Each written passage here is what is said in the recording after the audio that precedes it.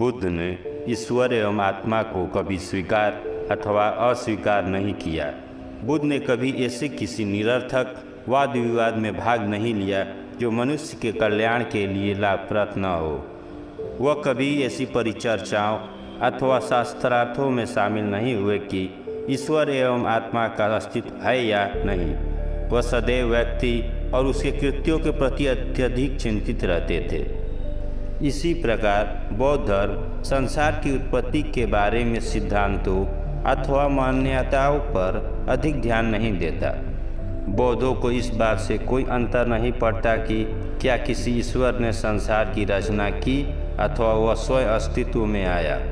बौद्धों को संसार के नश्वर अथवा अनश्वर होने से भी कोई विशेष अंतर नहीं पड़ता है। सैद्धांतिक कल्पनाओं की रीति पर चलने के बजाय बुद्ध लोगों को अपने जीवन की अप्रसन्नता एवं दुखों तथा अपनी स्वयं की मुक्ति हेतु कठोर परिश्रम करने का परामर्श देते हैं। बुद्ध ने जीवन के उद्देश्य का वर्णन किया। जीवन का उद्देश्य सम्यक ज्ञान प्राप्त करना एवं मैत्रीपूर्ण, उपयोगी एवं सार्थक होना चाहिए। केवल इसी प्रकार के जीवन को सार्थक एवं सफल कहा जा सकता है, क्योंकि ऐसा जीवन व्यक्ति की आध्यात्मिक उपलब्धि के उच्चतम स्तर पर ले जाता है और हिंसा मुक्त समाज का नेतृत्व करता है। जीवन का यही उद्देश्य होना चाहिए। इसके साथ साथ ही वह हमें उत्तम मानवीय गुणों के विकास, सत्कर्मों के अभ्यास तथा निस्वार्थ भाव से दूसरों की सहायता करने का परामर्श देते हैं। बुद्ध ने यह दावा कभी नहीं किया कि वह ईश्वर के दूत अथवा स्वयं ईश्वर है, बल्कि उन्होंने हमेशा यही कहा कि वह शुद्धोदन एवं महामाया के प्राकृतिक पुत्र के अतिरिक्त और कुछ नहीं है।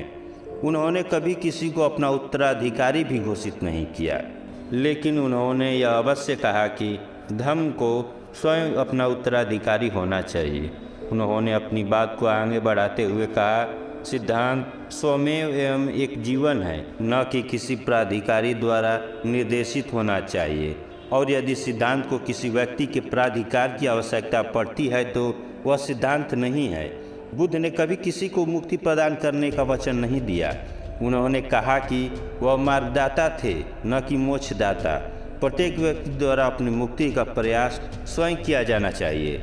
बुद्ध की दृष्टि से मुक्ति का अर्थ निब्बान या निर्वाण है, और निर्वाण का अर्थ है सभी प्रकार की इच्छाओं पर नियंत्रण। उन्होंने कहा कि उनकी शिक्षाएं सभी के लिए प्रश्न करने, उसका परीक्षण एवं उसमें निहित सत्य को पाने हेतु खुली है।